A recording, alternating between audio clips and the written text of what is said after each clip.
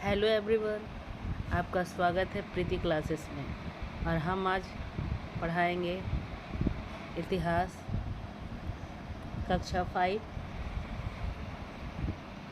हमारी मातृभूमि।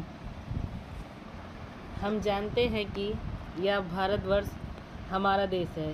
हिम से ढके हिमालय से लेकर कन्याकुमारी के सागर तथा द्वारिका से पूर्वांचल की नागा पहाड़ियों तक फैला यह विस्तृत देश हमारी मातृभूमि है। यही रत्नगर्भा भूमि हमारी कर्म भूमि, स्वर्ग भूमि, पुण्य भूमि और धर्म भूमि है।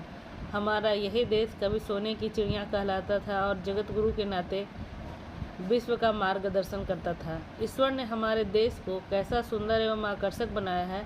उत्तर में प्रहरी समान ऊंचे ऊंचे बर्फीले पहाड़, वर्ष भर अमृत समान जल को लेकर बहने वाली नदियाँ, तीन ओर से घेरे हुए विशाल सागर, हरे भरे वन, वातावरण को विविधता प्रदान करती 6 ऋतुएं, सभी प्रकार के धन्य धान वनस्पति, फल फूल से लहलहाते खेत व बगीचे भारत माता के श्रृंगार हैं।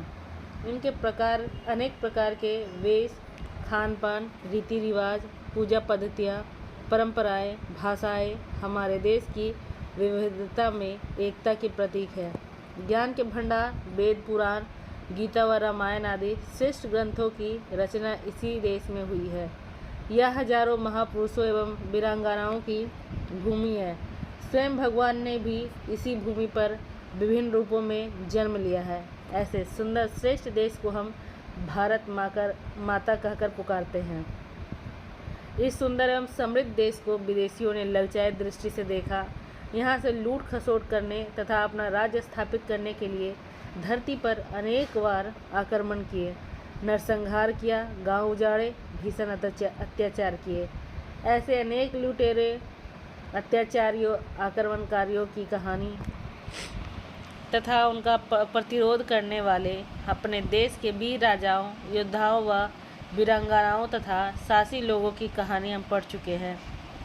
महाराजा दाहिर के समय से ही विदेशियों के आक्रमण से अपने देश को स्वतंत्र रखने के लिए सदैव संघर्ष होता रहा। अंत में छत्रपति शिवाजी ने हिंदी स्वराज्य की स्थापना की। हमने कभी किसी विदेशी की अधीनता स्वीकार नहीं की, परंतु शिवाजी के पश्चात हमारे देश में व्यापारी बनकर आए विदेशियों ने अनेक षड्यंत्रों द्वारा हमारी फूट का लाभ उठाकर यहाँ अपना राज स्थापित किया। उनमें से प्रमुख अंग्रेज थे। अंग्रेजी शासकों से अपने देश को मुक्त कराने की कहानी ही हमारे स्वतंत्रता संग्राम की कहानी है। स्वतंत्रता के लिए किए गए इस संघर्ष में अनेक प्रकार के प्रयास हुए, युद्ध हुआ, आंदोलन हुए, बलिदान हुए, तब हमारा देश स्वतंत्र हुआ।